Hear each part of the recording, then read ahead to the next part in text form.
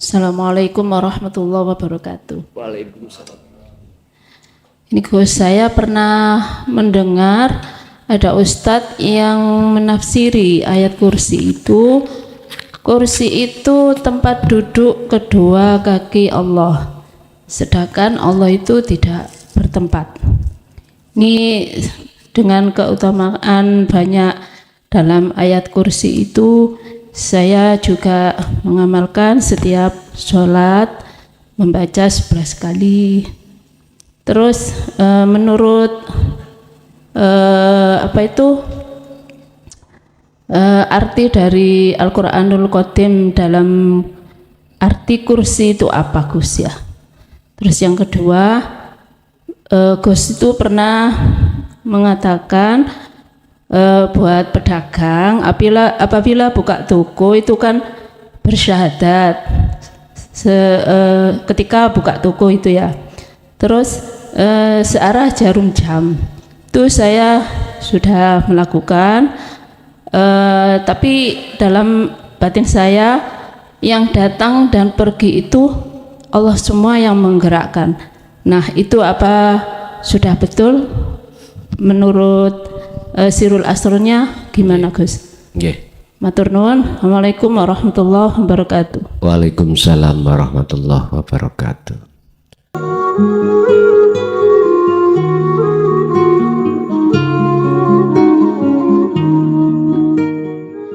Bismillahirrahmanirrahim. Hamdan yuwafi ni'amahu wa yukafi majidah. Ya Rabbana lakal hamdu kama yanbaghi li jalali. Asyhadu an la ilaha illallah wa asyhadu anna Muhammadan abduhu wa rasuluh. Allahumma salli wa sallim wa barik alaihi wa ala alihi wa ashabihi ajma'in. Rabbi shrah li sadri wa yassir li amri wa hlul 'uqdatam min lisani yafqahu qawli. Sadaqallahul adzim. Amma ba'd. Hadratul muhtaramin dumateng para alim, para ulama, sesepuh, bini sepuh, tokoh masyarakat, tokoh agama sewilayah Kabupaten Pasuruan, Kecamatan Prigen, Desa Pintrang, jamaah ingkang rawuh di majelis akhinal kiram, dumateng Yai Arifin sekeluarga, kulluhum ajmain rahimakumullah. Alhamdulillah, tidak ada kata yang pantas kami ucapkan dalam kesempatan malam hari ini kecuali rasa syukur kami ing ngersa dalem Allah Subhanahu wa taala, di mana kita pada kesempatan malam hari ini Allah masih memberikan anugerah kita dalam rangka ta'lim muta'alim, yang untuk malam hari ini kita akan membahas tentang masalah ujian.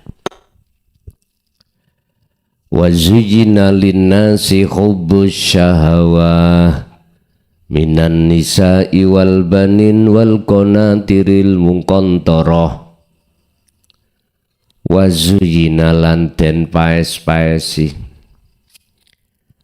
dipaes-paesi linnasi maring menungso apa sing kanggo maes-maesi hubbus syahawah, piro-piro kesenangane hawa nafsu. Niki Pak, apa kesenangane hawa nafsu yang kita diuji oleh Allah? Rupane minan nisa, saking garwa bini, suami istri, wal banin lan piro-piro anak, wal qanatirin lan piro-piro kemewahan utawa harta benda. Harta benda niki wonten kalih, ada dua. Ada yang materi, ada yang non materi, ada yang sekunder, ada yang primer. Mengapa Gusti Allah kok menguji kita? Apa alasannya? Apa asbabun nuzulnya ayat tersebut? Jawabannya karena kita manusia sebelum Allah turunkan kita itu, diciptakan kita itu dari nikmatul ijad. Kita itu pernah berjanji pada Allah. Kita pernah janji pada Allah. Apa janji kita? Ketika saat ruh niku sebelum ditiupkan Allah dalam jasad. Ruh niku isih kelebu namine jiwa atau nafsu. Ketika Allah dawuh man anta wa man ana, sopo awakmu sopo aku. Iki proses Pak hikayahnya. Nafsu iku jawab, jiwa iku jawab, saya ya saya, jenengan nggih jenengan. Berarti di situ enggak ada pengertian hamba, makhluk, dan Gusti adalah kholik dereng wonten. Maka nafsu itu disiksa Allah. Ketika nafsu terasa tidak nyaman, ditanya lagi. Man anta wa man ana. Jawabin nafsu, ana khalqika wa anta rabbi.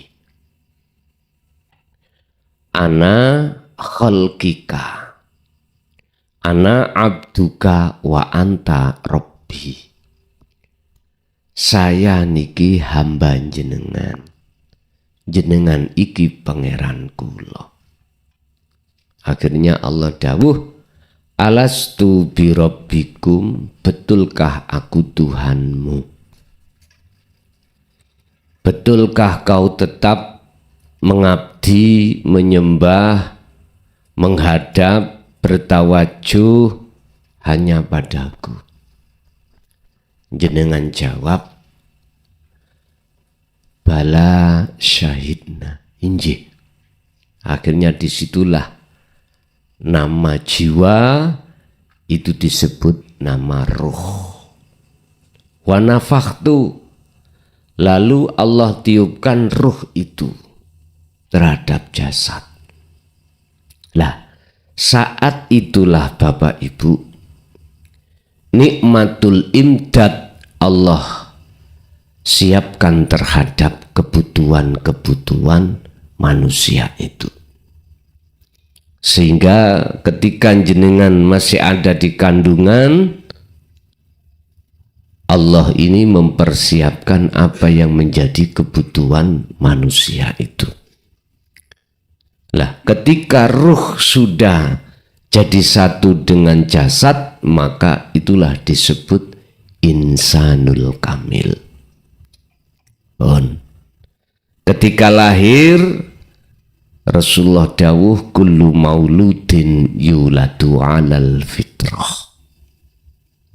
Setiap bayi yang dilahirkan ke bumi ini, entah itu anaknya orang Muslim, orang Majusi, orang Yahudi, orang Nasrani, semua di mata Allah fitrah. Arti kata fitrah, ruh sampean kali kula niki masih ada di alam syurga. Dikatakan fitrah, ruh sampean kali kula ini belum kecampuran, belum berselingkuh dengan kesenangan dunia. ketika menjelang akil balik, maka disitulah Allah menguji jenengan kali kula. Betulkah si A itu, ruh itu masih tetap syahidna, masih tetap hatinya itu menghadap, bertawajuh, ngabdi hanya pada Allah yang dulu pernah ruh sampean kali kula janji. Maka Allah itu mengutus iblis atau dalam diri kita nafsu. Lewat sifat basariyah di dalam diri kita ditanamkanlah pohon. Yang pohon itu namanya pohon basariyah. Kalau zaman Nabi Adam, as-syajaroh, syajaroh, buahnya menjadi buah huldi. Gusti Allah nanam pohon tersebut, terus Gusti Allah itu ngongkon iblis. Iblis, tak jajali, betulkah masih setia Adam padaku? Betulkah si A itu setia padaku? Akhirnya Pak, lewat satu ayat, wa zuyyina linnasi hubbus syahawah. Iblis misi jenengan kali kula. Sing intine dekatilah pohon itu. Dekati. Sebab siapa yang mendekati pohon itu mesti dalam hatinya, dalam hati kita ada satu keinginan. Kalau sudah ada satu keinginan, maka pasti akan berupaya untuk mendapatkan keinginan tersebut. Wala takrobu, padahal Gusti Allah sampun manti-manti, sampun memperingatkan kita. Wala takrobulan ojo podo nyedek sira kabeh hadhihi sajarah ing iki wit, itu tadi pohon basariyah. Bapak Ibu, Nabi Adam sudah diweling, sudah diwanti-wanti, sudah diperingatkan Allah untuk tidak mendekat pohon itu. Pohon huldi, maksudnya kalau zaman Nabi Adam. Zaman kita namanya as-syajarah itu basyariyah. Itu ada di dalam jagat hati jenengan. Loh, ketika kita sudah mendekat akil balik, mulai Pak, hati kita suka pada selain Allah. Disitulah nafsu menghidangkan hubus syahawah, hub kesenangan, asyahawah, piro-piro perkara kehidupan dunia. Akhirnya kita seorang laki-laki sudah akil balik, ning hati kita itu, dalam hati kita punya rasa seneng terhadap orang perempuan. Begitu juga sebaliknya, orang perempuan juga begitu.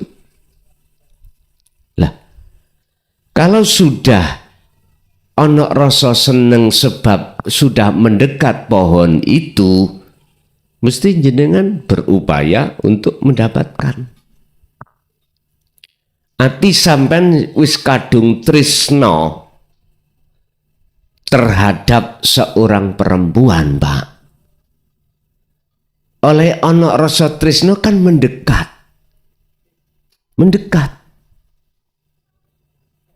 Akhirnya sampean punya prinsip bagaimana dia menjadi milikku. Dulu Pak, di bawah tahun 80, berhubung nggak punya uang, caranya bisa diterima cinta ini, kita pasang mahabbah. Lah ngaten nggih. Kita pasani, kita riyadhoi, kita wirid. Lah kok yo estu moro cah wedok iku kantil. Lah ini bentuk upaya kita untuk mendapatkan. Karena kita sudah mendekat terhadap pohon basariah. Wis. Akhirnya terjadilah kita itu nikah. Udah. Kalau sudah nikah, kita semakin ke dalam, Pak. Semakin ke dalam. Mesti kita siapapun kalau sudah berumah tangga ingin punya anak. Nah, keinginan-keinginan tersebut itu bentuk proses kita di saat itu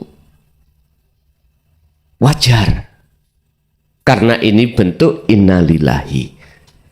Dan tidak jauh berbeda dengan proses apa Kanjeng Nabi Adam. Ketika beliau sudah mendekat dan memakan buahnya, maka dia diusir Allah dari surga ke dunia. Sama. Kita waktu di alam kita belum balik, segala apa nikmatul ijad Allah siapkan sudah. Artinya kita ingin apapun di situ datang sendiri. Artinya kita tidak melalui proses susah payah. Orang tua kasih apa yang kita minta pada orang tua dikasih. Lah, berhubung ini kita sudah mendekat dan memakan buah khuldi, maka kita berarti rohaniah jatuh di dalam wilayah yang terpuruk. Gusti Allah sampun dawuh di dalam surat At-Tin. Sungguh telah kuciptakan manusia itu fi ahsani taqwim, di dalam bentuk yang sebaik-baiknya, dengan takwa yang sebaik-baiknya. Itu mazhab kita itu belum akil balik. Ketika sudah masuk di alam kita akil balik, summa rodadnahu asfala safilin, kita dijatuhkan dalam lembah yang terendah. Dikatakan lembah yang terendah, kita itu dalam kondisi menjadi budaknya hawa nafsu. Bapak Ibu, sebetulnya wanita, istri atau suami yang Allah hadapkan terhadap kita sebetulnya adalah ujian. Ujian.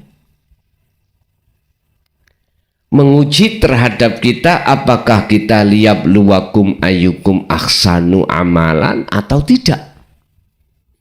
Ternyata sejarah kita berbicara, kita itu telah terperosok di dalam kepentingan hawa nafsu.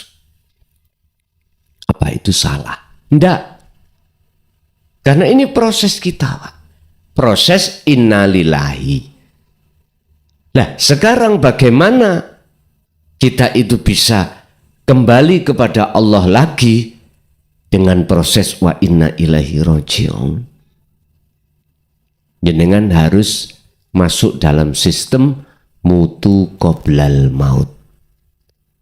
Matikan seluruh kepentingan nafsu dalam dirimu sebelum datangnya kematian. Padahal kita masih proses panjang. Ketika kita sudah punya anak, pasti di situ jenengan mikir kebutuhan anak. Sandang, pangan, papan. Semua itu Allah hadapkan terhadap jenengan. Kebutuhan dunia yang materi atau non materi. Lah, manakala itu nanti Allah hadapkan, ini juga ujian. Jadi istri, anak, sekarang harta benda. Harta benda, kebutuhan duniawiyah, baik materi maupun non materi Allah hadapkan. Yang materi, mohon maaf, sandang, pangan, papan. Kita bersusah payah untuk mencari kebutuhan keluarga itu seperti itu, Pak. Ya kita itu diuji. Cuman pertanyaannya, ketika menghadapi istri, anak, harta benda, apakah di situ hati kita koneksi pada Allah? Saya jawab terang-terangan, tidak. Karena kita masih di dalam lembah yang terpuruk. Summa rodatnahu asfala safilin. Lalu kujatuhkan manusia itu di dalam tingkatan yang paling terendah. Faqala aidan ulaika kal an'am balhum adol. Mereka itu seperti kaki empat. Tahu kaki empat? Rojokoyo. Nekek, terus nelek, mate. Jadi hati ini nggak ada koneksi sama Allah sama sekali, nggak ada.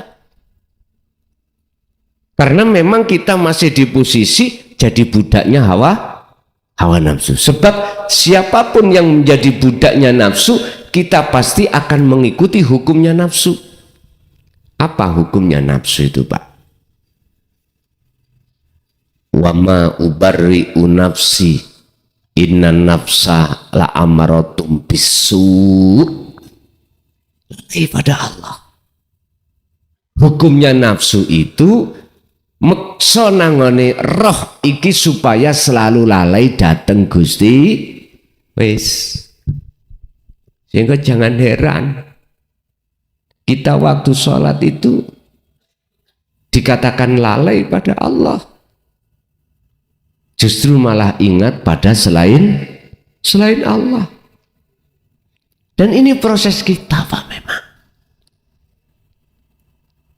Proses kita. Ketika dihadapkan perkara-perkara ujian yang nomor 3 yang paling ringan. Apa? Konatiril mungkontoroh. Kebutuhan kelangsungan hidup dalam rumah tangga. Ini ujian yang paling ringan. Kita dihadapkan duniawiya mewah atau tidak. Itu semuanya ujian. Allah tampilkan, hadapkan kita dunianya mewah. Secara fisik, sandang, pangan, papan, kita punya. Semuanya punya. Loh, bagaimana mungkin kita bisa melihat Allah fi kulli syai'in ing dalam saben-saben suwiji sandang pangan mewah. Lawang kita itu menolak ajaran Rasulullah di jalur dinu tauhid yang mboten saged, tidak bisa. Oleh karena proses kita itu menjadi budaknya nafsu, otomatis kita roh ini tidak bisa, Pak, untuk bertemu Allah di tengah-tengah sandang, pangan, dan papan. Akhirnya hati kita bergantung kepada nafsu lewat sandang, pangan, dan papan. Allah katakan dalam surah Al-Baqarah 257. Apa akibat ketika hati ini bergantung pada istri makhluk roh kita, bergantung pada anak makhluk, bergantung pada harta benda, sandang pangan papan makhluk? Apa resikonya? Dijawab oleh Allah dalam surah Al-Baqarah 257. Walladzina kafaru awliya'uhumut taghut minan nuri yukhrijunahum minan nuri ila dzulumat. Kita Pak, mohon maaf ya, hati kita selalu gelap. Keadaan ruhaniah kita itu gelap pada Allah. Berarti ruhaniah kita belum ada cahaya makrifat sama sekali. Gelap. Dikatakan gelap ketika kita menghadapi ujian istri, anak, harta benda. Mohon maaf. Matur suwun. Ngapunten. Hati ini nggak ada koneksi pada Allahnya, nggak ada. Akhirnya ketika saat istri kita kakean cocot, apa ngecemes ya, cerewet, gelisahlah hati kita. Belum lagi istri yang kita cintai itu dicucuk petek. Benji, loh, Bapak Ibu hadirin, ujian yang terberat bagi seorang suami adalah istri. Suami adalah istri, betul? Istri ini Pak, istri-istri kita, ikut semuanya itu nggak salah. Memang sengaja Allah menguji kita terhadap lewat istri kita. Cerewet. Ingat iki ujian, ngoten. Pertanyaannya, apakah hati kita melihat makhluk istri yang cerewet atau melihat Allahnya? Di dalam makalah Syekh Ibnu Athaillah kitab Hikam, kalau nggak salah itu di makalah 15 sampai 25 Pak. Kaifa yutasawwaru, eta apa mungkin Allah itu bisa ditutupi oleh sesuatu, sedangkan sesuatu itu dzahara kullu syai'in, sing nyata, sing nyoto di dalam sesuatu itu Allah. Artinya gini Pak, heta kok bisa jenengan iku ora iso nyawang Allah di dalam istri, lawang Allah wujude iku ning istri. Abot Pak niki. Apalagi kalau istri itu kita diuji Allah, istri itu main dengan orang lain. Wis niki neka cahaya makrifat ati sampean gak mencorong, jelungup. Tahu jelungup nggih? Apa bahasa Indonesia jelungup?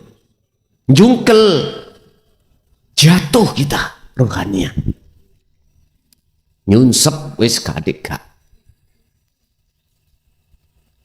Oke Pak, nun sewu. Gusti Allah nguji si A dan si B itu kan tidak melebihi batas saya kemampuan yang diuji. Tapi ketahuilah, Allah menguji itu di samping ngetes kesetiaan jenengan, yang kedua Allah itu untuk memperkuat hati seorang ahli syuhud. Ahli syuhud.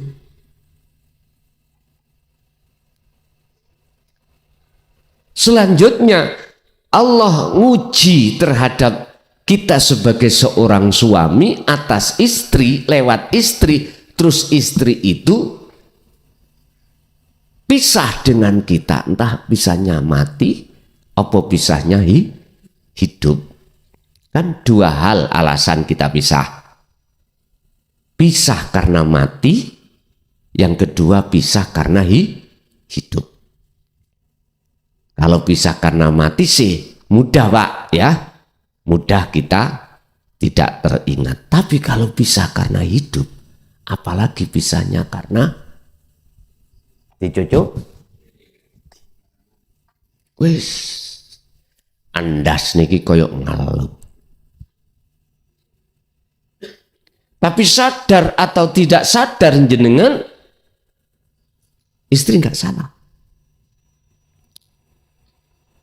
Kalau jenengan memakai hukum syariat ya salah istri. Lah wis punya suami sah kok cari orang lah. Memang hukum syariat itu mengatakan itu. Tapi bagaimana hukum hakikat?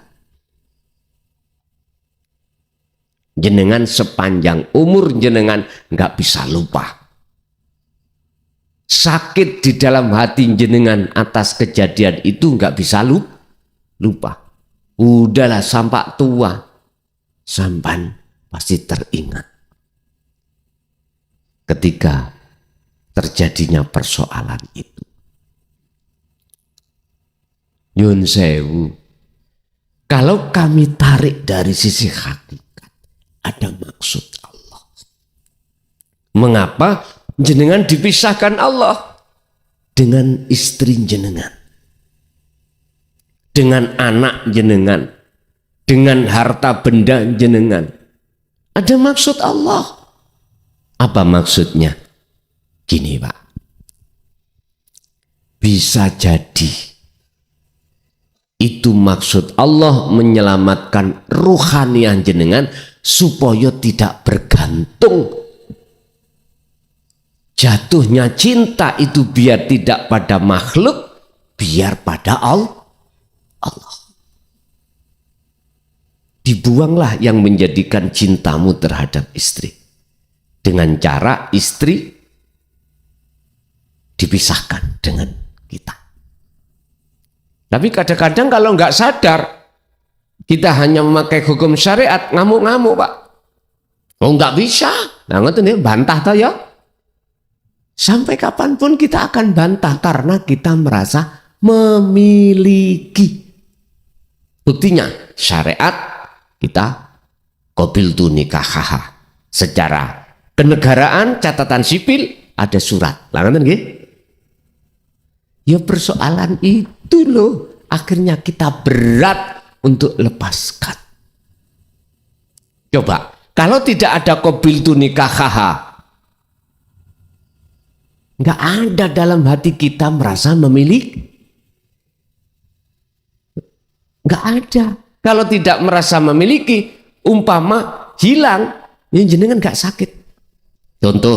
Contoh. Sampai kenal Tamara Blensky, Pak. Ini kula bukan istri kita dah. Dia mati mohon maaf. Dia pisah atau diambil orang atau gimana? Bagaimana jenengan sakit? Enggak ada nang hati sampean sakit karena tidak merasa memiliki.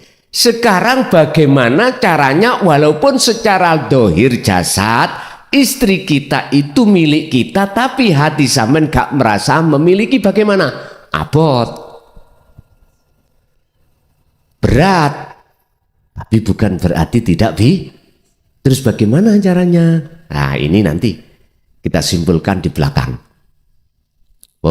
Kita urai dulu ujian. Tadi ada maksud Allah kita dipisahkan itu semata-mata untuk menyelamatkan ruhaniah jenengan supaya tidak bercinta pada selain Allah.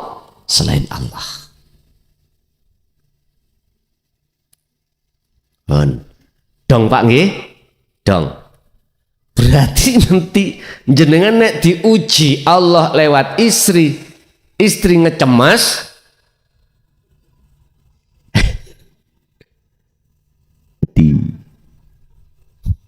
begitu juga sebaliknya, istri diuji Allah lewat suami ngecemas juga, istri juga nggak boleh sakit hati. Bagaimana cara nggak sakit hati? Jawabannya nanti di belakang. Anak, Pak, kita selalu diuji anak. Kadang anak itu nakal. Wong tua wedok khususi. Orang Jawa itu ngomong, kok iso tak lebokno maneh, tak lebokno maneh. Kandanane tuturane angin. Sampai dibawa nanggone mbah yai perlune dijakno donga cek ndang mari ndang selesai nakali. Kadang sampai di situ. Kula donga niku sebagai orang tua bendalu gak mentas. Wis diperingatkan gak boleh ke utara, malah nekat ke utara. Kalau kita cegah malah minggat. Apalagi anak semata wayang. Makanya anak ojo situ tok sampean. 10 minggat situ si anak kari songo. Pun bingung ngamean. Anak sampean siji utawa loro. Wis pikirane ngeluh sampean. Yang nomor 2 besok sampean wis tuwek. Nek purik enak. Nang anak siji ngalih sijine ngoten. Iku nek anak akeh. Mangkane mbok biyen Pak anake 12. Kula niki sing nomor 11. Ngoten. Lah kula sakniki 7 setugel. Pun nalangi suk nek purik niku saged si A si B si C ngoten. Kano enake ambek istri purik nang anak. Kono ono lah. Anak sampean situ minggat pisan. Pun Gusti Allah cara untuk menguji kesetiaan kita, cinta kita pada Allah terkadang juga dilewatno anak nakal. Kadang anak sebaliknya tidak nakal, ngowanut, akhirnya sampai juk-jukno. Anak kita 12, satu sing wah birrul walidain pada kita. Lainnya seperti bandol, misalnya gregetno, situk mbok alim pol ngoten Pak nggih. Segala apa omongane kita sebagai orang tua dituruti, pingin umroh diumrohke, pingin dibelikan mobil. Ya memang ada. Wah, sampean sebagai orang tua mesti kasih jempol lah ngoten nggih. Jempol. Itu ujian. Pertanyaannya hati kita melihat makhluknya apa melihat Allahnya? Jawabannya ketika kita belum kenal ajaran Rasulullah di jalur dinut tauhid, pasti siapapun kita hati memandang makhluknya. Berarti gak lulus. Oke. Masuk pada ujian yang terakhir, konatiril mungkontoroh. Ya. Dunia materi dan non materi. Dicukupilah kita. Kita diuji Allah lewat dunianya sugih. Ada yang lewat dunianya nggak sugih. Semua ujian. Yang sugih dan tidak sugih sama Pak. Sama gersahnya. Iya. Jangan dikira orang kaya, orang punya jabatan itu mboten gersah. Gersah. Makalah kemarin Sabtu 125 Syekh Ibnu Athaillah iku dawuh. Ngeten dawuhe. Wong iku nek gak iso nyawang Allah di segala sesuatu mesti atine gersah. Segala sesuatu itu Apakah dunia mewah atau enggak, itu sesuatu. Pokoknya makhluk mesti gersah. Sebaliknya, seseorang kalau bisa melihat Allah dalam setiap fikulli syai'in, boten gersah. Yo, bukti nanti wong sugih kok gersah. Dia gersah takut kehilangan sugih dadi wong melarat.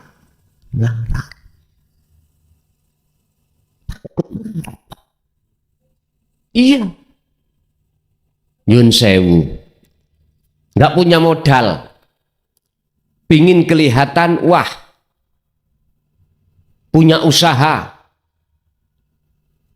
Dia berani menggadaikan sertifikat untuk utang bank. Nggih mboten. Perhitungannya mantep, Mak. Engko semene, engko sak wulan iki ngene. Hitung-hitungane. Nanti nyicile cukup. Wah. Iki prediksi kita. Loh, kadang-kadang beleset, kadang-kadang bener. Lah sing bener tambah ditambah omset kesugihan sampai datang Allah. Wis. Kalau orang Jawa itu bilang sugih gak tutuk-tutuk, ngeten. Gak sebelah ini, lho ngeten. Lah bagaimana Pak? Bar subuh waqiah ping 7, Ar-Rahman pitu. Gitu? Apa tujuanmu maca ini? Cek lancar. Sugih cek ndang cepet. Ditambah lagi jam 7-8 sebelum berangkat kerja sholat duha. Ya Allah, rezekiku sing ana ndukur sing gantung rutuhno. Lah ngoten nggih. Sing ana nisor ya Allah sing kependem tokno. Sing ngadoh idekno. Sing haram halalkan. Intine kesimpulannya jenengan ini minta dikabyuk rezeki. Wis iku. Ngerti dikabyuk Pak nggih? Berlimpah ruah rezeki. Wis. Ini proses kita, Pak. Padahal itu ujian Allah. Semakin kaya kita, pasti kita akan semakin khawatir kehilangan kekayaan. Yang punya jabatan sama. Walaupun jabatan kepala desa. Takut hilang, Pak. Jikalau kita melanggar sesuatu, berupaya bagaimana caranya sesuatu itu bisa kami tutup dan tidak menghilangkan jabatan saya. Contoh saya misalkan, aku melanggar hukum, menggelapkan uang ADD atau uang dana desa. Karena memang ada butuh, Pak. Saya habis punya kenalan, terus minta dinikah. Akhirnya saya nikah, lalu dia kan minta ini minta itu ya toh. Berhubung adanya uang dana desa, ya iki tak cuil, seret. Karena demi yang kucintai. Minta apa saya kasih, minta mobil, oke, klason kok. Lurah apa jenenge Bargowo gitu. Lurah sing disegani wong lah, mlebu metu omah wis wong segan. Bahkan ketika saat lurah itu keluar rumah, masyarakat podo gembyung mlebu omah karena khawatir ngamuk sebab lurah tahu gendeng. Masya Allah, disegani. Akhirnya saya diperiksa oleh inspektorat, ada temuan penggelapan uang 100 juta. Akhirnya dari inspektorat memerintahkan saya untuk mengembalikan. Pusing Pak. Tak tanya pada istri muda saya. Duit isi ona sampun rupa sawah. Kanggo kebutuhan keluarga yo. Orang tua dan anak. Ngeluh Pak. saya pasti akan melakukan perbuatan apapun dengan yang penting jabatan saya tidak hilang. Apapun Pak. Wis gelap mata saya. Nah, berarti saya tidak menjadi orang yang tenang saat saya punya jabatan. Saya tidak justru menjadi orang yang tenang ketika jadi orang yang kaya. Justru saya takut kekayaan saya ini hilang. Apakah hilangnya dicuri orang? Apakah hilangnya bangkrut? Loh, ketakutan saya itu loh bentuk kalau saya gersah. Sebab tidak bisa melihat Allah di dalam setiap sesuatu, di dalam jabatan dan kekayaan. Bon, ini proses kita Pak. Berarti tak simpulkan innalillahi, kita nggak pernah lulus diuji Allah. Buktinya kita nggak lulus. Hati ini masih bergantung pada selain Allah. Padahal Allah di setiap sesuatu termasuk istri, anak, harta benda. Terus pertanyaannya gini, piye caranya? Bagaimana caranya kita bisa lepas dari ketergantungan itu? Bagaimana kita caranya keluar dari jeratan nafsu, belenggunya hawa nafsu lewat hubus syahwah, rupane hubus syahwah, garwo, anak, harta benda. Piye carane? Sebab mohon maaf, tidak ada kedamaian hati siapapun, kebahagiaan hati apapun yang abadi kecuali jenengan ini bertemu Allah. Tidak ada cinta yang sebenar-benarnya cinta kecuali bercinta pada Allah. Nyun sewu, waktu kita pacaran dulu Bu, ya, saya bicara sehidup cintaku sekonyong koder. Niku Bu tak kandani. Ngoten niku carane sampai cek terpikat. Aslinya cintane gombal. Bukti nih, jenengan sedo, saya pingin rabi maneh. Kadang-kadang belum, kita sebagai suami belum habis selamat wis kupuh cari.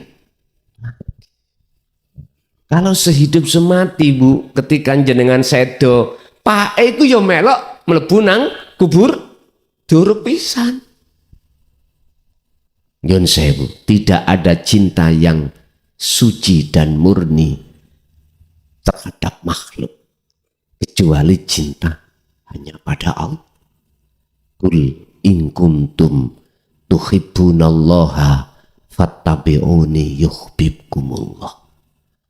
Cinta yang abadi, cinta yang suci tanpa noda dosa atau kepentingan nafsu, hanya cintamu pada Allah dan cintane Allah pada Anda. Bisanya bercinta Anda pada Allah dan Allah menjadikan kau sebagai kekasihnya dan saling mencintai. Bagaimana? Bagaimana kita amri lepas dari belenggunya hawa nafsu ini Pak? Yang nafsu membelenggu kita lewat kesenangannya, yang kesenangannya itu pada garwo, anak, harta benda. Jawabannya ada di surah Ali Imran ayat 31. Ngomongin ngenen, jenengan kalih kula dikengken manut ajarane Kanjeng Nabi. Jenengan kalih kula iki gak cukup ikut ajarane Kanjeng Nabi secara jasmani syariat saja, nggak cukup. Bukti nih, sampai alim segala-galanya secara jasmaniah, sampai iki mang taat, sholat yo oke, zakat yo oke, poso yo gak pernah tinggal, haji tiap tahun, wong oke Pak. Tapi mengapa hati kita masih ada cinta selain Allah. Mana bukti kalau ajaran secara syariah ini bisa menjadikan Anda sebagai kekasih Allah? Nggak ada. Mohon maaf loh, buktinya kita masih bercinta pada selain Allah. Bukti yang kedua, kita manakala ditinggalkan di antara yang kita cintai, istri, anak, harta benda, kita masih geresah, mendongkol di dalam hati. Gak bisa, Pak. Bisanya Anda harus mengikuti ajaran Rasulullah dengan sempurna. Apa? Ajaran Rasulullah dalam kesempurnaannya. Tidak hanya di syariat saja. Syariat itu didik nanggone jasmaniah.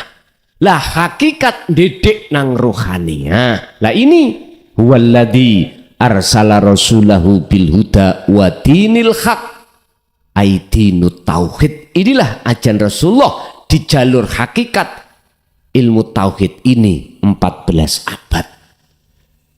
Terkesan ditutup-tutupi. Akhirnya jangan heran umat Islam di Timur Tengah perang antar sesama agama. Dalam satu agama beda imam, gelut.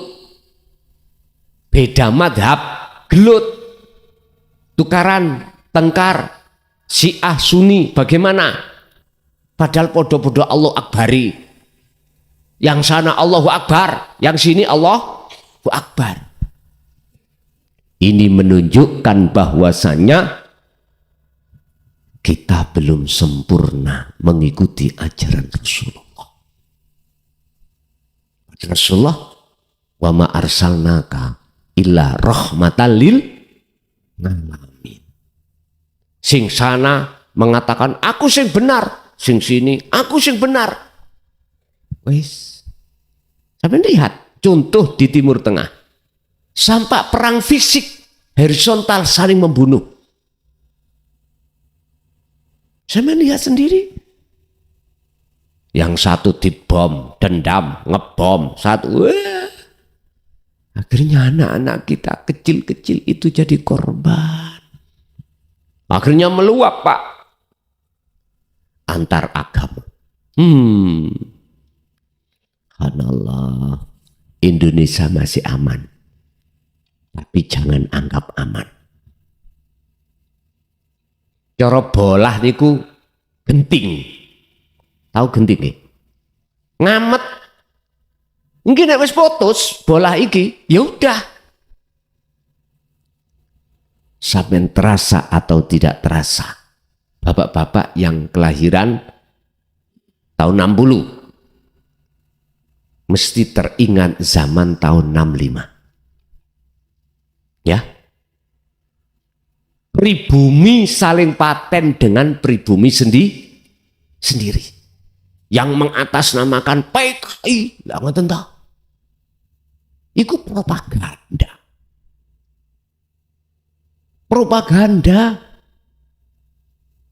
Nyun sewu. Nek ana petik petok-petok berarti tondo petik sing ngendok. Paham maksud saya? Pribumi ini mau ditarungkan sama pribumi. Situ Allahu Akbar. Satunya ya Allahu Akbar.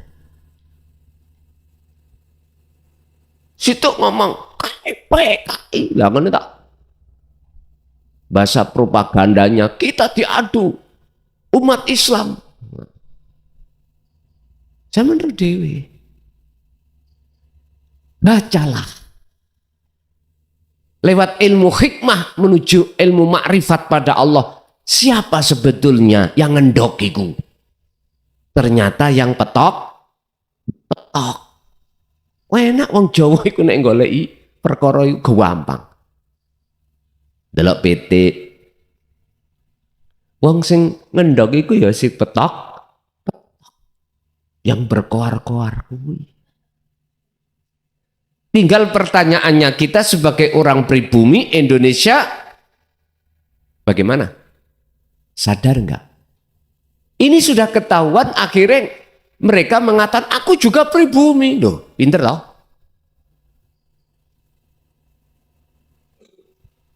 Udah. Tinggal kita bagaimana mensikapinya. Yun sewu. Sampeyan ro serigala. Tahu nggih? Serigala pingin isok dapat domba harus berbulu domba. Sampeyan tak kasih tahu. Biar sampeyan tidak mudah tertipu dengan casing-casing pihak ketiga yang membenturkan antara pribumi, Mbak. Sekarang dia mengatakan aku pribumi. Maunya? Enggak mau. Nikah aja keturunan enggak boleh. Keturunannya anak itu dinikah oleh pribumi. Tapi dia ngencak-ngencak nanggone anaknya ya sudah. 65 dulu secara syariat yang menyelesaikan siapa? TNI toh? ABRI toh? ABRI. Saya ini mengingatkan saja biar tidak terjadi tahun 65. Korbannya sampai tingali. Para ulama pribumi yang dibunuh. Santri-santri pondok yang dibunuh. Propagandanya pinter. Sekarang ada yang memprovokasi, diadu antara ulama dengan habaib. Antara kiai siap bela. Lah ngomong ngono. Hancurkan PKI. Sinten sing PKI itu? Ternyata sing ngendok ya sing petok. Wis jelas sampean. Tak buka nanggone seluruh umat pribumi ini biar sadar, gelem percaya monggo, ra gelem percaya nggih monggo. Ingat 65 di belakang layar siapa? Bukan orang pribumi. Nyun sewu. Kita itu merdeka tahun 45. Oke ya? Oke. Mereka sang penjajah gak terima, Pak. Piye carane? Nyun maaf, Indonesia itu tidak sama dengan negara yang lain. Indonesia itu penuh orang-orang pribumi itu yang punya ilmu hikmah, ilmu karomah. Walaupun tidak punya senjata, dia bisa memenangkan peperangan. Lah bangsa luar ketika jajah mikir 7 keliling. Mulai tahun berapa? Ya toh? Akhirnya kita 45 merdeka. Diusirlah penjajah. Dia nggak mampu untuk bisa mengalahkan pribumi. Akhirnya jalan satu-satunya pakai tipu muslihat. Piye carane? Bagaimana caranya? Nyun sewu, wong Indonesia terpecah belah perang antara pribumi. Saya sebagai penjajah aman, gak mati. Lah ngoten toh? Gak mati. Akhirnya terjadi toh yang saling bunuh-membunuh sama pribumi yang tadinya katanya PKI lawan opo. Lah ngoten niku. Masumi apa bagaimana, Pak? Itu saya belum lahir itu. Apa? NU di jenenge. Wis. Nggih mohon maaf. Mereka kemana yang ngadu? Minggat. Yang korban pribumi. Besok itu kalau memang toh terjadi, mereka sing hidungi mancung minggat. Bisa. Lha niki nemen pisan. Karena melihat sosmed itu saling klaim ngeten-ngeten, waduh, pegel. Percaya gak percaya jenengan terserah. Ketika itu terjadi meledos, sing gelut iku antar pribumi saudara kita sendiri. Podo Islami. Sing irung mancung belayu. Metu teko Indonesia. Sing pesek-pesek sing matek. Jelas Pak nggih? Ada sekarang sing pesek belok, sing mancung. Akbar ya Allah. Kula nggih gumon. Tapi itulah memang proses perjalanan Indonesia. Intine Pak, ada pihak ketiga bagaimana Indonesia hancur. Wis iku tok intine. Kalau perang lewat depan antara pihak ketiga langsung dengan Indonesia nggak akan mampu. Caranya mudah, dia nggak korban, tapi yang korban kita diadu domba. Yes. Sampeyan titeni omongan kula nih, kula mboten ahli bedek mboten. Jikalau memang terjadi seperti itu, sing mancung-mancung pasti akan melarikan diri. Sampeyan rumah maklar golek penumpang lho. Wah, penumpang ayo masuk. Nyun sewu.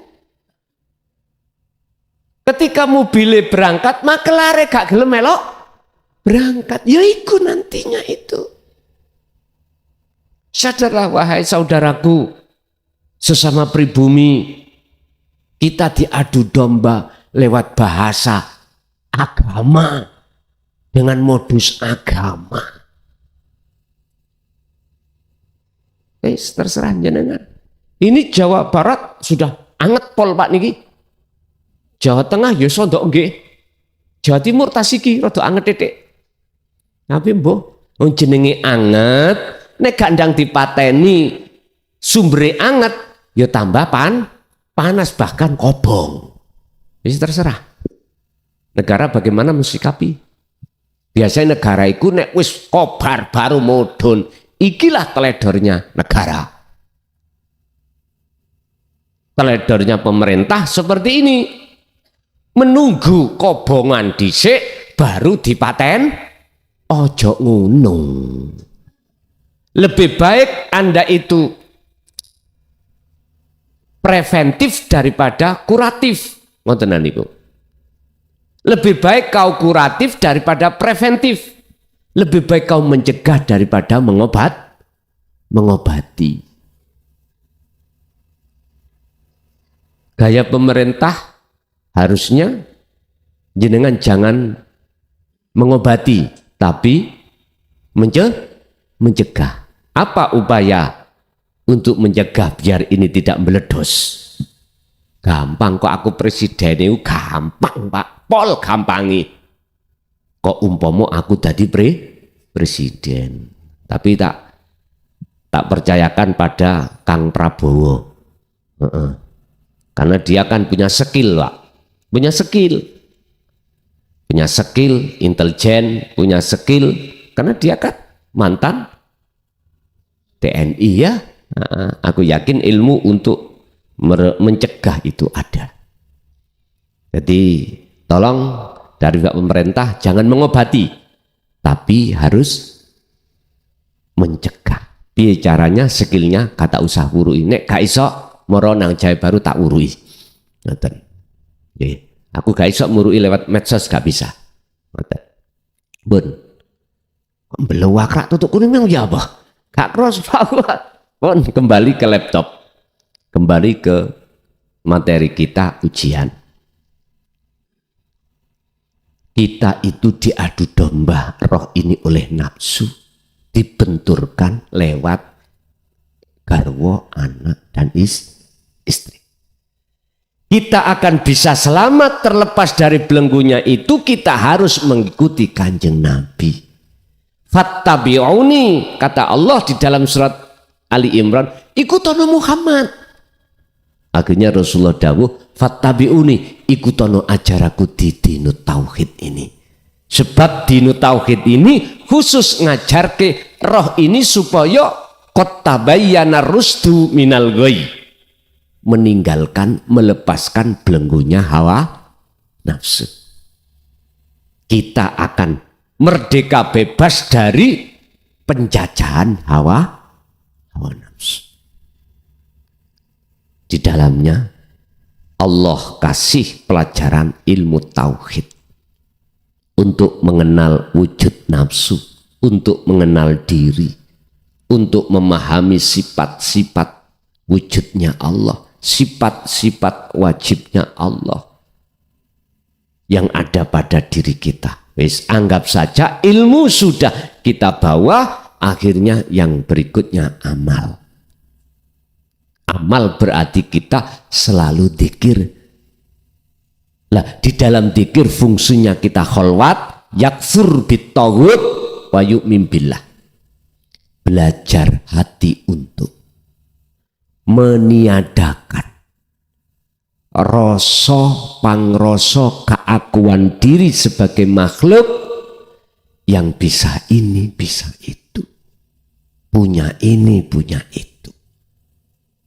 Kalau rasa pangrasa kita, iman kita bisa ini, bisa itu, punya ini, punya itu, kita lepaskan, maka akan muncul dalam hati jenengan yang bisa hanyalah Allah, yang punya segala-galanya hanyalah Allah. Walillahil masyriqu wal maghrib. Mulai jagat timur sampai jagat barat, debu sekecil apapun, makhluk sebesar apapun, geraknya itu sing gerakkan adalah Allah. Yang memiliki adalah Allah, yang menguasai hanyalah Allah, yang menggerakkan hanyalah Allah. Kalau itu sudah masuk dalam hati jenengan, ketika istri iki pisah berarti yang memisahkan, mana hati sampai gak damai? Damai. Karena Allah punya tujuan supaya hati kita tidak bercinta bergantung pada istri. Biar kita bercinta pada Allah di dalam hidup, di dalam diri kita masing-masing. Wal awwal wal akhir wal zahir wal batin. Wujude Allah gesang urip iku ya ning jeromu ya ning jabamu. Ning jabamu nemplek nanggone sesuatu apapun.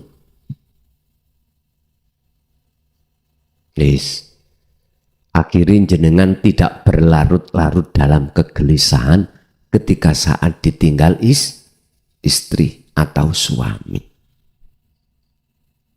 Masih suami sampean bu, misale kok ya dipisahkan Allah dari jenengan, jenengan matur suwun nang Gusti Allah, karena Allah punya rencana hati sampean biar tidak terjebak dalam cinta sama sesama makhluk, supaya Anda bercinta pada Allah, yang Allah ada di dalam diri Anda. Makanya Allah memisahkan perkara hal ini. Jangan dilihat dari sisi negatif saja, lihat dari sisi positifnya. Apa? Hati jenengan bu tambah damai, karena Anda sudah tidak diuji, tidak digoda lewat enggak di suami ya. Enak tak?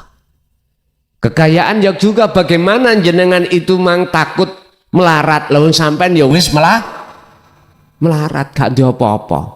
Takut kehilangan harta benda, mana yang takuti wong gak punya. Inilah Pak jawaban mengapa para wali dulu sebelum jadi wali, dia proses itu tinggalkan anak, istri, harta benda, sana nang gua.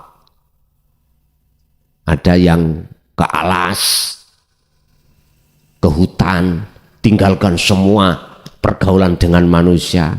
Itu saking khawatire hatinya itu manakala campur dengan urusan dunia, makhluk terprovokasi lagi. Ben. Jadi solusinya kita akan bisa keluar dari perbudakan hawa nafsu alias merdeka roh ini, syaratnya ikut Kanjeng Nabi. Minimal secara hakikatnya saja. Karena hakikat itu pelajaran tauhid khusus di dalam hati jenengan rohania.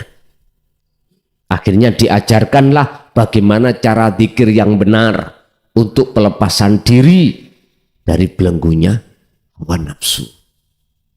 Wis kalau itu sudah terjadi, maka jenengan iki manakala dihadapkan istri, anak, harta benda yang mewah, jenengan tidak mudah terhalang dengan Allah. Allahnya itu tidak terhalang bagi hati sampean, ruhania sampean. Karena sampean sudah menyatakan, sudah nyoto wujudnya Allah di dalam setiap sesuatu. Gampangannya gitu Pak. Gusti Allah itu ngene. Jenengan kali kula ku minangka rokok ambek korean iki. Si A si B.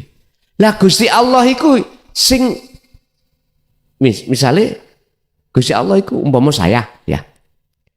Korean ambek rokok iki sampai sepanjang zaman gak iso gerak.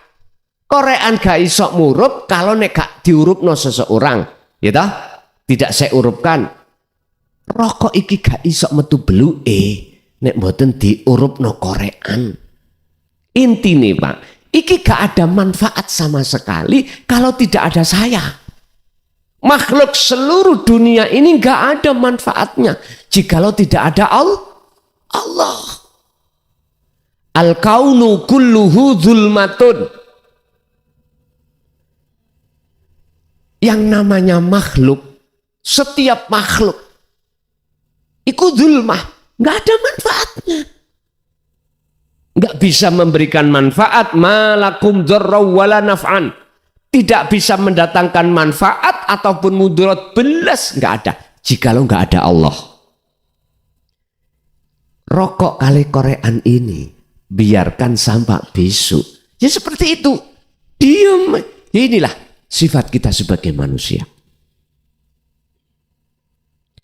Olehnya rokok ini bisa metu blue karena disumet Korean. Korean sing gerakno ya pihak ketiga, barulah terkesan seakan-akan Korean bisa murup sendiri.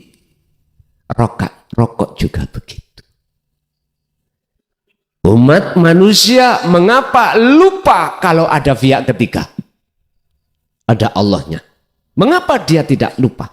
Sampai Allah dawuh bersumpah wal asri innal insana lafi husrin, tapi illal ladina amanu wa amilus solihah wa tawassaw bil haqq wa tawassaw bis sabr. Manusia itu jatuh mayoritas dalam kerugian besar karena lupa pada Allah, karena lupa pada pihak ketiga, karena dia merasa dirinya yang bisa, makhluk itu. Sehingga ketika kita alim, kita merasa alim. Ketika kita punya keinginan, merasa kita yang berkeinginan.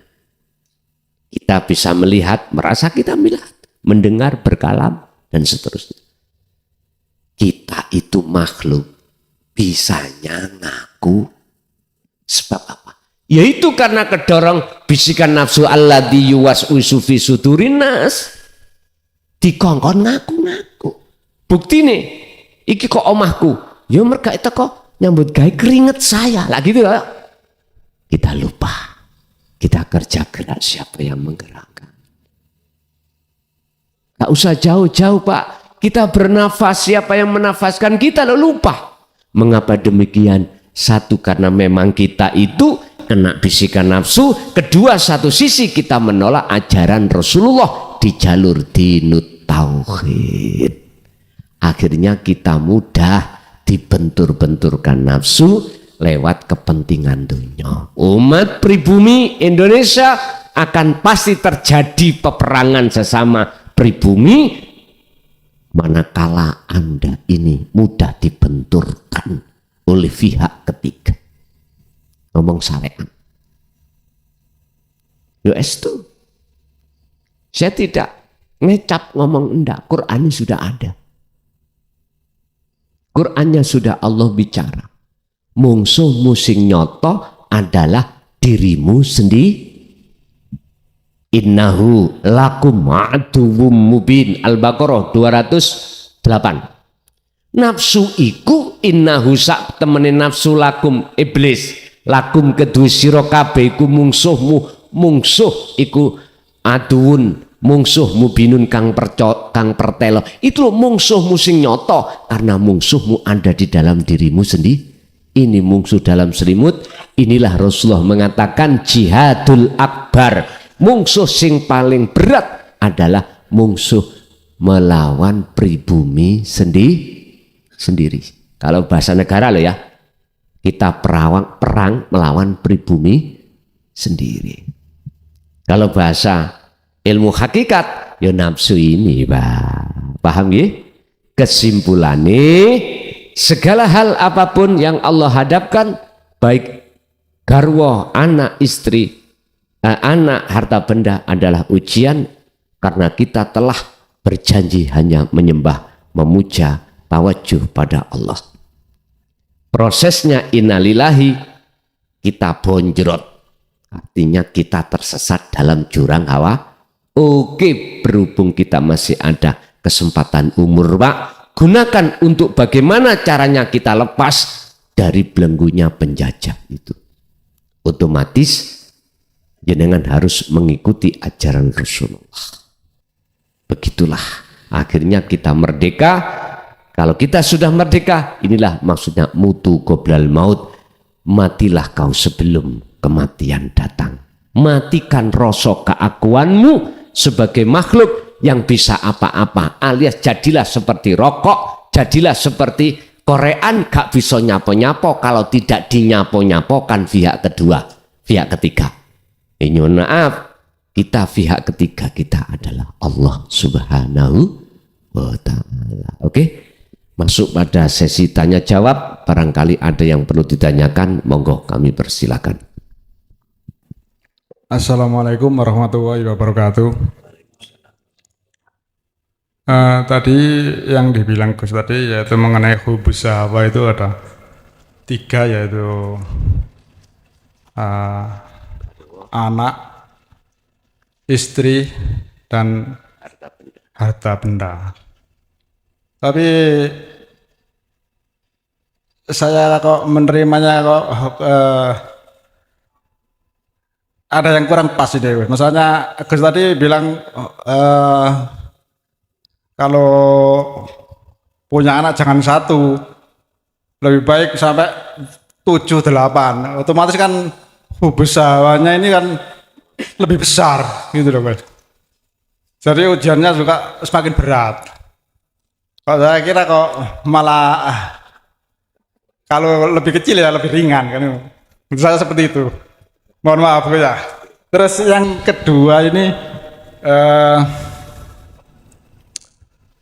mengenai proses dari kelahiran tiap-tiap manusia atau ruh itu kan sebelum bayi dilahirkan itu kan semuanya sudah disumpah oleh Allah bahwasannya dari tiap-tiap kelahiran masing-masing individu ini kan berbeda-beda. Mohon maaf, ada yang dilahirkan nggak sempurna, ada yang cacat bawaan dari lahir, ada yang dilahirkan di tempat orang-orang yang punya kedudukan, dilahirkan menjadi anak orang-orang yang kaya. Terus yang jadi pertanyaannya itu, apakah ruh itu kan nggak bisa memilih? Jadi itu kan Tuhan apakah mengambil ruh dari suatu tempat terus langsung ditempatkan ke tiap-tiap anak tersebut, dilarikan ke misalnya ke orang kaya atau pejabat, anak pejabat gitu. Otomatis kan ujian atau beban yang diterima ini kan lebih berat daripada yang apa itu dilarikan dari anak-anak orang yang tidak beruntung gitu loh, guys. Artinya orang yang kekurangan gitu kan, daripada yang berkecukupan kan ujiannya lebih berat kan gitu. Jadi apakah di sini nih ruhnya mengambil acak seperti orang ngopi arisan gitu langsung dianukan gitu Gus ya. Maksud saya seperti itu. Demikian mohon penjelasannya Gus. Terima kasih. Assalamualaikum warahmatullahi wabarakatuh. Waalaikumsalam warahmatullahi wabarakatuh. Sebesar apapun ujian, jikalau hati itu memandang Allahnya, akan jadi ringan. Sekecil apapun ujian, jikalau hati memandang makhluknya, akan terasa berat. Saya ulang. Sebesar apapun ujian, bahkan anak 7, 12. Tapi jikalau hati memandang Allahnya, min kulli syai'in, fi kulli syai'in, an kulli syai'in, maka itu terasa ringan. Sekecil apapun ujian, jikalau hati mandangnya terhadap kulla syai'in, sesuatunya, makhluknya, pasti akan terasa berat. Makanya jangan disangka orang yang miskin itu tidak gelisah atas kemiskinan. Dan juga jangan disangka orang kaya itu mesti dia itu gelisah akan kekayaannya. Yang kedua, jangan disangka orang miskin itu gelisah akan miskinnya. Dan jangan disangka orang kaya itu bahagia akan kekayaannya. Jangan. Ingat, innallaha sak temeni Gusti Allah iku la yanduru, ora bakal ningali sapa Allah ila suwarikum, terhadap maring status fisik kita. Apakah fisik kita statusnya itu sempurna atau tidak saat dilahirkan? Apakah status kita itu fisiknya di tengah-tengah orang kaya atau miskin, pejabat atau tidak? Wa amwalikum, dan Allah juga tidak melihat status dunya bondo. Tapi walakinnallaha, lan tetapi ni utawi Allah iku yanduru ningali sapa Allah fi qulubikum, bagaimana cara hatimu memandang. Allah hanya melihat dalam hati kita. Yang dimaksud hati di sini adalah ay-arruh. Hadis Rasulullah mengatakan, iki hadis dinukil dening Imam Ghazali, dimasukkan di dalam fatwa kitab Ihya. Ngeten rupane hadis. Di dalam diri setiap manusia itu ada segumpal daging.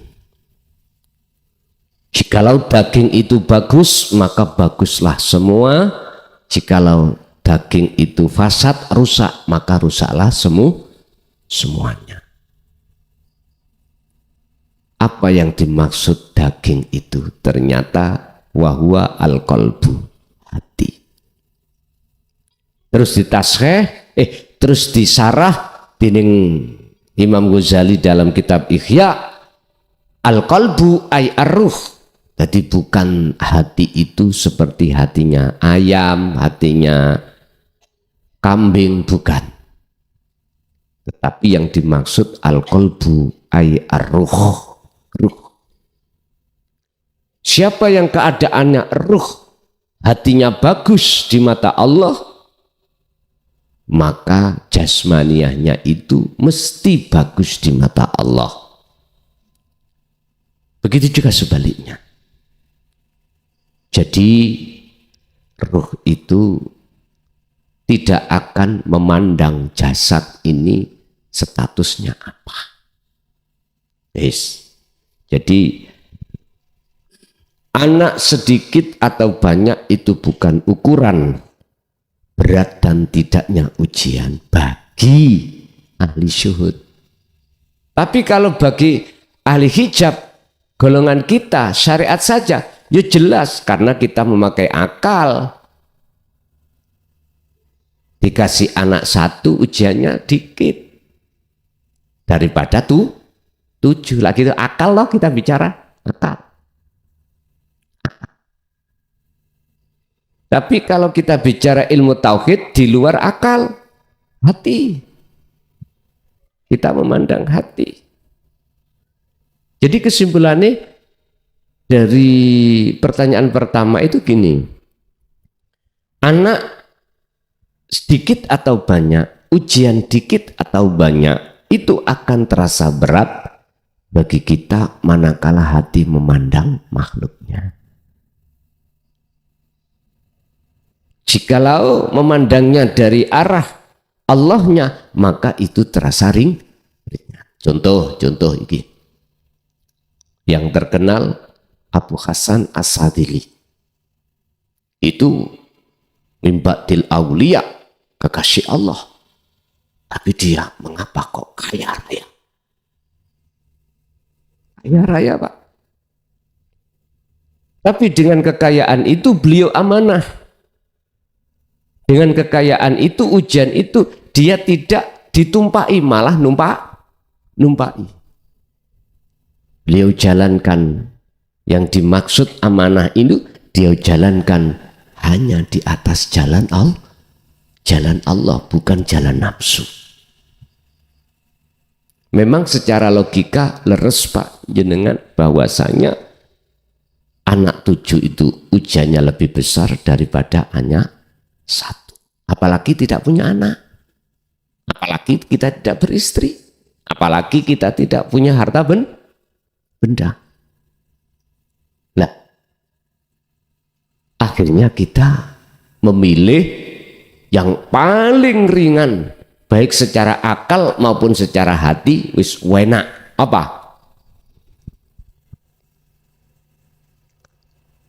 Kita hanya memikirkan darul akhirah. Wabtaghi fima ataqallah darul akhirah. Walatansa, tidak kita ambil apa? Yang penting hubungan ruhaniah langsung pada Allah aja, sementara bagian dunia kita tinggalkan. Jadi jenengan jangan nikah biar nggak punya anak. Setelah itu jenengan juga repot-repot mencari nafkah untuk anak istri, nggak punya anak istri kok. Kita tinggalkan hubungan dengan manusia. Kita keluar rumah atau punya rumah sendiri satu kamar, wis gak pernah sosialisasi dengan orang lain, juga tidak gotong royong, udah sendiri saja. Makan gak makan apa kata Allah.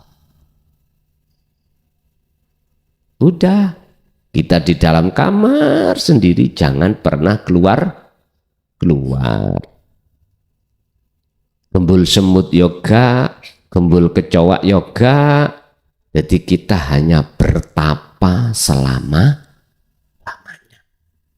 Makan ya tidak, minum juga tidak. Bebas pun total.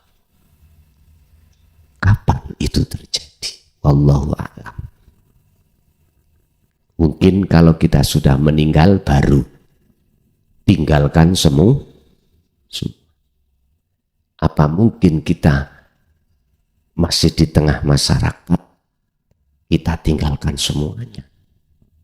Makan kita tinggal, minum kita tinggal, semuanya.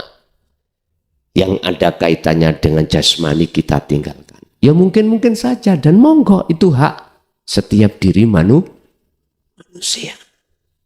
Cukup hati dzikir tok, udah wis. Nyawiji menyang Gusti kemawon aja wis.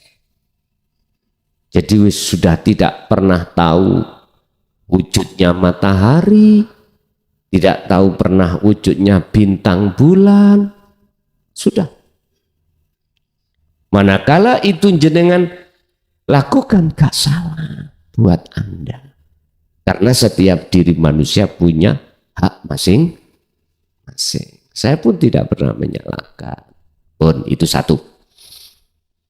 Jadi tergantung kita mensikapi bagaimana Pak. Yang kedua, apa tadi aku lupa. Oh, kopyoan. Apakah roh itu kayak arisan itu? Ya. Wis pokoknya kopyoan tiba iki. Ngeten Pak.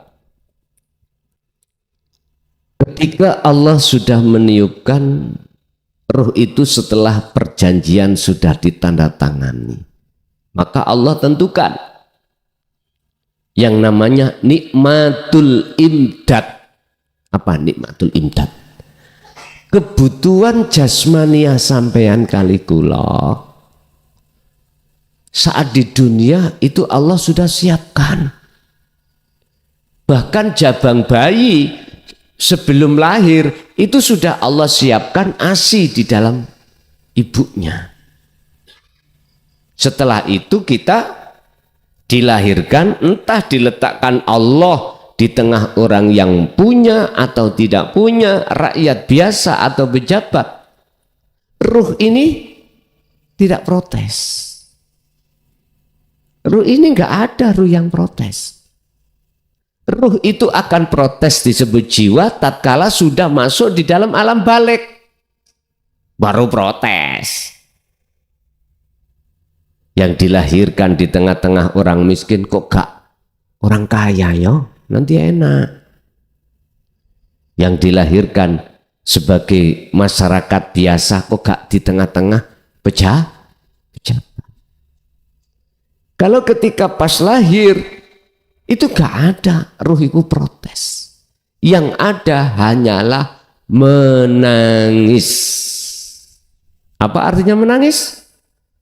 Sanggupkah kau menghadapi ujian yang sudah ditandatangani perjanjian itu?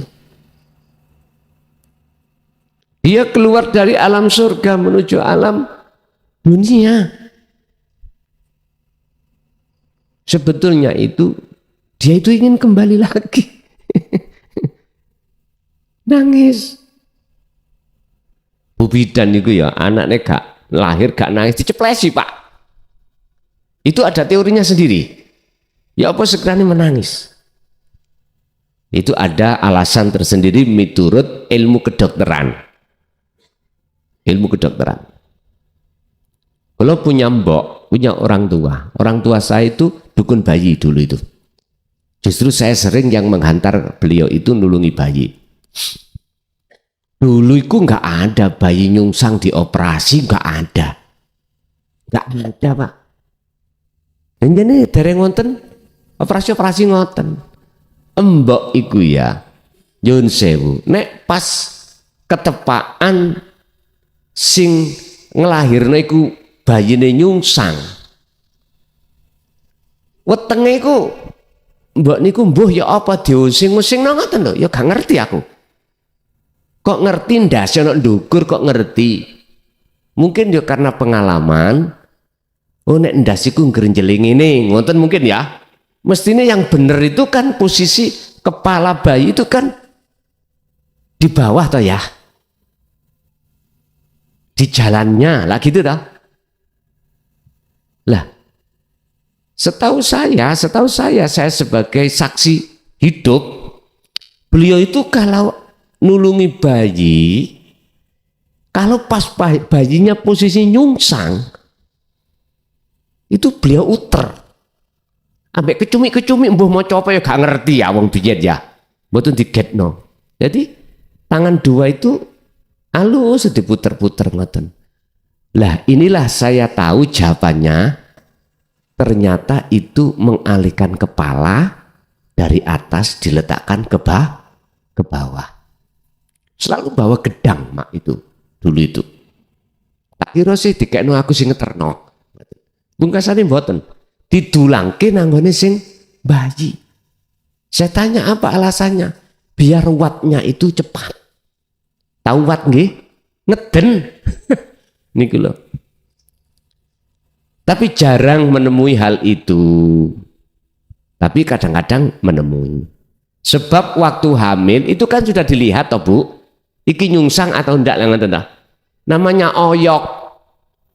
Bahasa Jawa oyok, tahu oyok namanya? Mbok niku sering dia niku ngoyok. Hamil berapa bulan mesti dipeseno. Aku ya gak pingin kok bayar ora, cuman tak elingno. Nanti kalau terasa bayimu iku gak pas di tempatnya kesini tak betulin. Namanya oyok. Lucu, mbok biyen upaya apa? Mulai kadang jagung jagung nih lho Pak. Sak ombyok, kadang nggih beras sak kati. Jenenge kati. Cara sak niki seneng sak kati, sak liter mungkin sak 1 kilo ngoten. Nggih ngoten wis seneng. Mboten harus uang zaman itu repes ngoten. Ya sudah. Nek mak tak tanyai, "Mak, sampean ngoten niku sampean arani apa gak?" Ora. Wong Gusti Allah lho ngekeki awak dhewe ku gak ngitung kok awak dhewe arepe ngitung. Gusti Allah lho menehi awakmu le ambekan apa ya diitung. Apa hitung-hitungan Gusti Allah? Ora, Mak. Ya kuwi ya sok belajar gak hitungan. Kuwi iso gak hitung-hitungan nek merasa bukan kamu yang melaku. Lho iki lho Pak jawabane. Ternyata Rasulullah dawuh ketika saat menyampaikan ajarannya itu, la ajroh, aku gak minta sesuatu darimu. Lawang tugasku itu hanya menyampaikan saja. Cuman yang kuharapkan padamu, terimalah ajaran wahyu Allah ini dan amalkan demi kau itu selamat dunia dan akhirat. Tapi jikalau kau tidak mau menerima, ya ora apa-apa. Ngoten ya Kanjeng Nabi ya. Nek kiai-kiai saiki beda. Ulama-ulama saiki apalagi yang nyebut-nyebut DE Habib. Gak ngangot aku sesat kau. Ngoten ya. Gak mujo aku, kui gak dapat syafaat. Pun beda Pak. Sifat karakter Kanjeng Nabi ketika berdakwah dengan sekarang beda. Kadang-kadang gak cocok. Amplopane ngene metu-metu. Moh diundang maneh moh. Apalagi dikon rutinan. Ngaji senenge kebanyakan itu pengunjungnya itu meludak seperti tadi malam ya. Arepe ngono. Allah ya karim.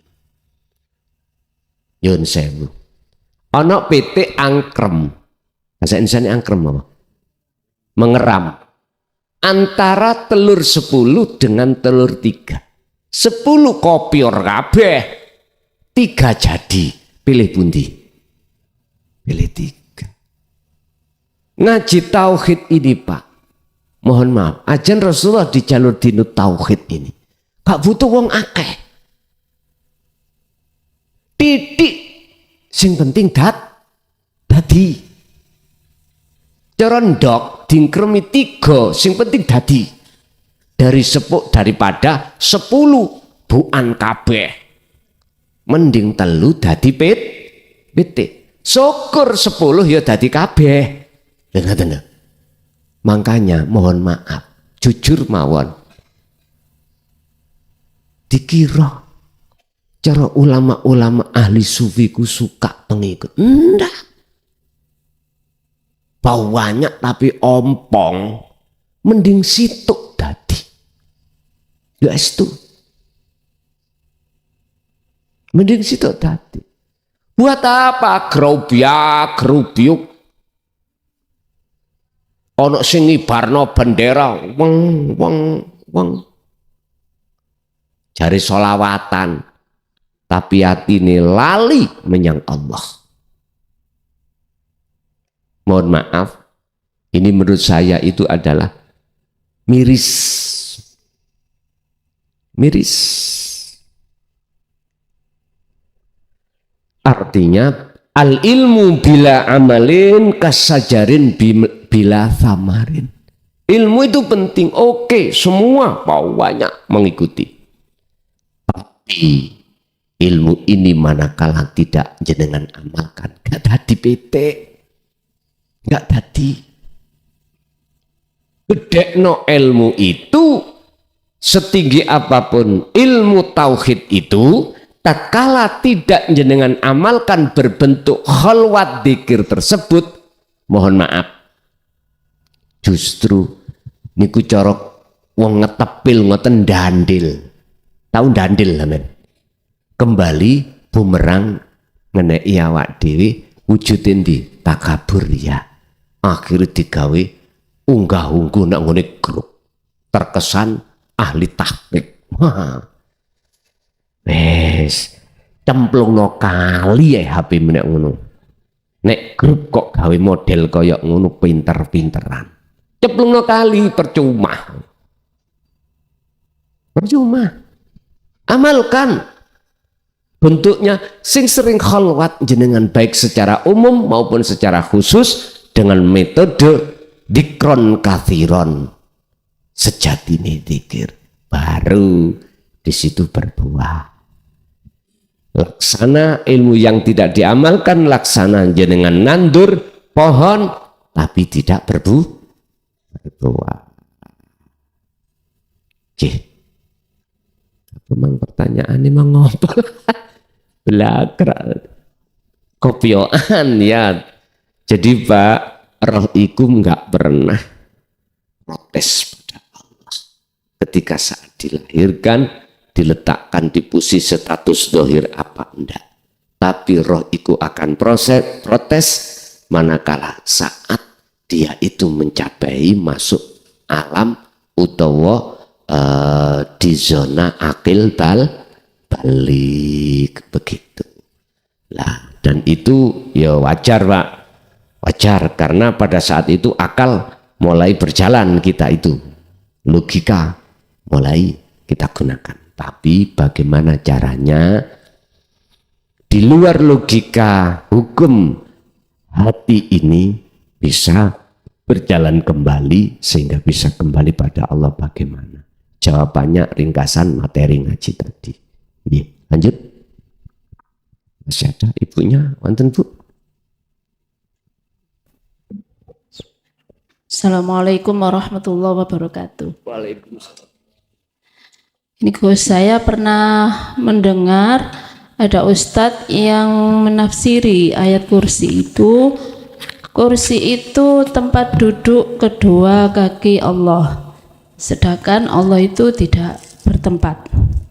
Ini dengan keutamaan banyak dalam ayat kursi itu, saya juga mengamalkan setiap sholat membaca 11 kali. Terus menurut arti dari Al-Quranul Qadim dalam arti kursi itu apa Gus ya? Terus yang kedua, Gus itu pernah mengatakan buat pedagang apabila buka toko itu kan bersyahadat ketika buka toko itu ya. Terus searah jarum jam itu saya sudah melakukan. Tapi dalam batin saya yang datang dan pergi itu Allah semua yang menggerakkan. Nah itu apa sudah betul menurut sirul asrnya gimana Gus? Nggih. Matur nuwun. Assalamualaikum warahmatullahi wabarakatuh. Waalaikumsalam warahmatullahi wabarakatuh. Ayat artinya tanda, kursi kedudukan. Ayat adalah tanda, kursi itu kedudukan. Nyuwun sewu, ini tidak bisa kita gambarkan kursi-kursi seperti ini. sehingga ada kaki dua sebagai pemijaan. Enggak. Kalau yang dimaksud ayat kursi itu arsy kedudukan Allah, itu adalah kekuasaan Allah dalam diri semua makhluk. Itu ada kursi, ada kedudukan Allah. Mana kedudukan Allah, mana kursinya Allah, mana arsy-nya Allah. Contoh kecil aja, mata. Mata kita di situ ada kaitannya dengan sifat basiroh. Mata. Kita bisa memandang sesuatu, melihat sesuatu. Terus ketika terpejam, kita tidak bisa memandang sesuatu. Mata bisa kedip, mata bisa terpejam, mata bisa melek. Tidak diketahui banyak manusia kalau di situ ada arsy-nya Allah, ada kursinya Allah, ada kekuasaannya Allah. Mengapa demikian? Kita sebagai manusia tidak tahu, sehingga akhirnya kita merasa diri kita yang bisa melakukan. Itu tadi, kita masih jadi budaknya hawa nafsu. Jawabannya ada di situ. Telinga kita mendengar lewat sifat sama Allah. Sama. Mengapa kita masih ngaku-ngaku bahwasanya kita yang bisa mendengar? Padahal di situ ada kursinya Allah, ada arsy-nya Allah. Jawabannya ya cuma satu, karena kita masih jadi budaknya hawa nafsu. Segala apapun, termasuk nafas, udah tak terhitung tak Pak. Sebetulnya menurut Al-Quranul Qadim itu yang dimaksud kursi kekuasaan Allah itu arsy. Yang arsy itu tidak jauh di atas langit sana 7, tidak. Ya di depanmu itu. Fa'aina ma tuwallu fathamma wajhullah. Kekuasaan Allah, kursi Allah itu di awal dan di akhir, di dalam ya di luar. Ini golongan kita yang masih ada di masih gundul, masih sampak gundul mikir nggak iso. Mboten saged. Mboten saged. Kecuali hati jenengan yang mau berpikir baru saged memahami. Ketika faham, akhirnya itulah disebut nur ilmu mirrabbihi. Cahaya ilmu itu parane sangka Allah. Kefahaman Anda itu yang memahamkan Gusti Allah. Setelah itu untuk menjadi nur makrifat, nurullah atau nur ilmu menjadi nur makrifat, harus ada tindakan wa amilus sholihah. Apa? Kholwat, sistem dzikir. Baru semakin gede wirite, semakin gede dzikire, maka semakin besar dan datanglah yang namanya nur makrifat. Akhirnya hilanglah gelapnya selain Allah dalam hatimu, nyatalah wujudnya Allah. Terus masalah dagang tadi, jenengan diaturi genggen mau syahadah setiap arah 4 ini Pak. Sebab pedagang itu pembeli itu datangnya mesti dari arah 4. Kalau tidak arah barat, ya arah selatan datangnya, atau arah timur, atau arah utara. Nah, mengapa harus syahadah? Syahadah itu persaksian. Itu menyangkut iman, supaya jenengan tidak kebulet kali karomah tersebut dadekno syirik ndak. Akhirnya dibimbinglah jenengan pengetahuan tentang sirul asrar. Asyhadu an la ilaha illallah. Jenengan ning ati bersaksi, beriman tidak ada yang bisa mendatangkan pembeli kecuali Allah. Allah hidup itu dalam pembeli. Wa asyhadu anna Muhammad Rasulullah. Datangnya pembeli makhluk Muhammad itu semata-mata karena diperintah Allah. Plek pun leres. Oke. Ada lagi?